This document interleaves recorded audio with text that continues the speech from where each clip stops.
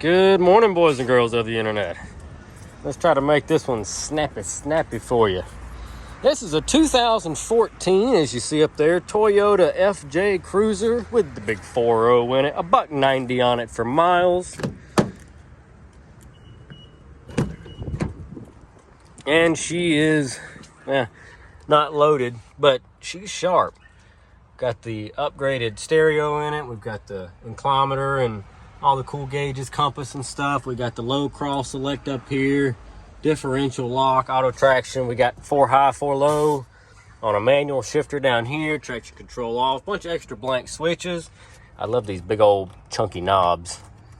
Those are cool. Yeah, Toyota FJ Cruiser. So this thing came from the auction. It got detailed, buttoned up, all clean, prettied, and was gonna be up for sale, and then the people that were interested backed out on it, said, oh, it's got all kinds of problems with the engine. There's timing codes, and this thing's a piece of junk. We don't want it. Like, what? What the hell are you talking about? It's a 4-liter Toyota. And what had actually happened was whoever owned this car beforehand missed, I don't know, all of their oil changes in the last 20,000 miles. I'm not kidding. It was so just sludged up. It was awful. And so I took the motor apart, literally flushed everything out. We changed the, so they have 2 fittings on each side of the engine block that go from the side of the block up to the top of the head where the camshaft is, you know, the intake and exhaust camshaft. Because the variable timing on these is hydraulic driven, and hydraulic driven meaning oil pressure. And those screens were clogged up, and what had happened was when the screens clogged, no oil got to not the camshaft, but the camshaft actuator that changes the timing curve as the engine revs. And so what had happened was they had starved for oil, that's common, and they just stuck in the retarded position on both sides. Not much, but just enough that it was able to throw a light for it. Now that light in turn caused a bunch of other timing codes to come up. Once again, it wasn't a big issue. It was the motor needed to be cleaned and flushed out. So that's what we did 3 times. Oil, filter, put the good stuff back in it. Had to clean the snot out of the filter housing. It was awful. But anyway, you can see it's still oily where I spilt some. Right here is the bolt, and on the end of that bolt is a filter, and it is the same for this guy right here. Those are oil lines that feed from the bottom up, and we just had to clean those off really good. And like I said, I think everything's okay now. We put some new copper crush washers on it. I power washed all that junk off of there. It looks pretty dry underneath for the most part. Like I said, a $1.90 on it. Southern truck, 0 rust. I mean, other than where my oily paws have been everywhere, but you know, super clean. It's got these steel wheels. They have been painted black. It is rocking some BF Goodwrench Baja Champions. These are the all-terrain TAs in a 265/70/17. It's got the car lot special where they spray paint everything underneath black to hide all the rock chips and stuff. That actually looks like an undercoating of some kind. Maybe that's factory. We've got the rock slider step rails on there. Pretty snazzy stuff. Spare tire carrier, it's hard plastic. Underneath, cut out for the backup camera. Down here you got a handle. The whole thing opens up. It's auto opening. The rear hatch will open up as well. I'm not gonna do that, but it does. You got a pull push lock right here to keep that door from coming back on you in heavy wind or stuff. Got your toolkit in there. You can see there's our evidence of sand and dirt and stuff. Like I said, somebody who owned it just didn't keep up with the maintenance. So if you were that person, shame on you. Some more pockets in here. Storage. This is all a rubberized textured liner that's in the back, you know, just like the Honda Element. Chunk all your stuff back here. Tow hitch on the back with 4-way pin connector for trailer lights. Up on top, it's got the large roof rack. Supposedly the ones that have this upgraded or taller roof rack something about the roof, the weight load or something is better. Like if you want to put one of the big rooftop campers or something on there, you can. Check out this itty bitty little wiper blade for the rear window. Look at that. My freaking hand's bigger than that thing. Keep your mind out of the gutter. All right. Then in Element fashion, it also has the rear opening doors. These lean at a crazy angle when you open them though.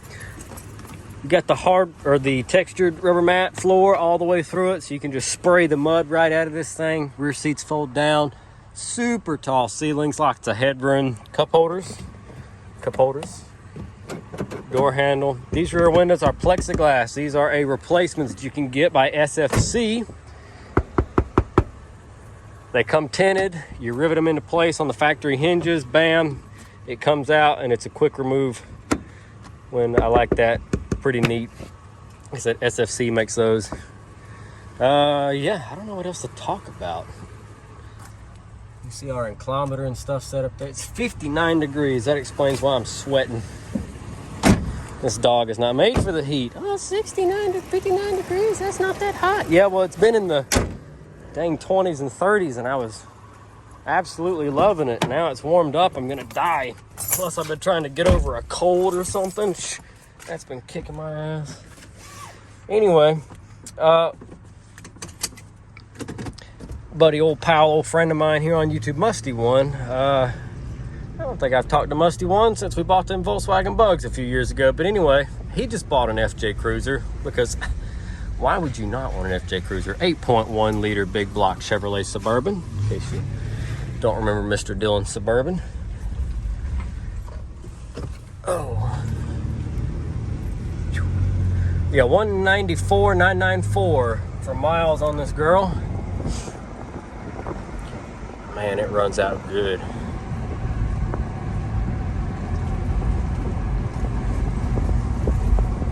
Drives nice and smooth. I can't get over the ride quality for such a big,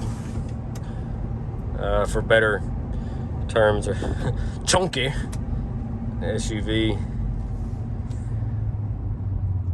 But anyway, these things are just like the new Nissans are as far as maintenance goes. You have to keep the oil changed in these cars. You cannot go over. You know, Toyota recommends on their new stuff that you can go over 10,000 miles on a change.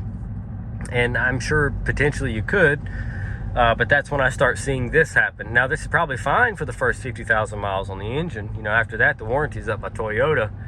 And this thing pushing 194, judging by the dirt and stuff that was underneath it prior, I'm sure that someone actually used this for some off-roading of some kind. That's its whole niche.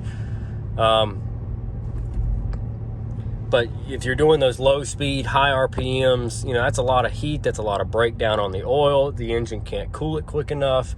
And, you know, it prematurely wears. And then you're going to go another 7,000 miles on that oil change out in the desert or the dirt or wherever you're at. You know, it's a pretty big deal.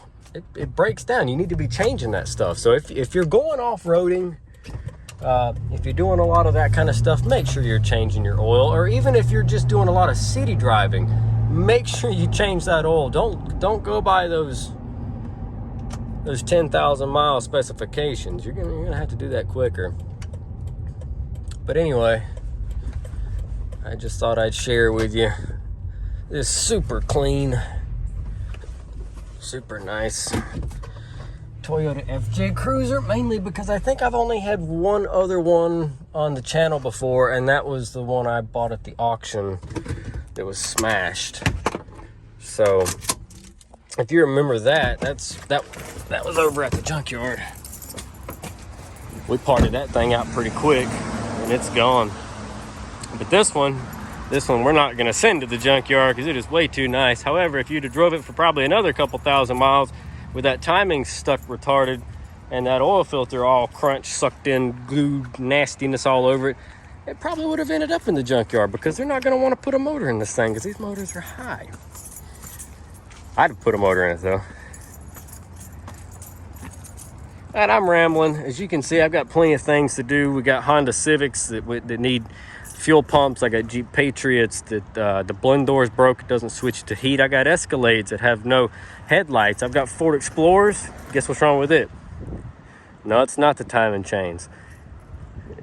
No, it's not the transmission either. Well, it does have a transmission problem, but we're not here to fix that. All they want fixed is they want the heat to work in it. So that guy right there is fuel pump, blend door, headlights, blend door, power steering rack and lines, electrical problems.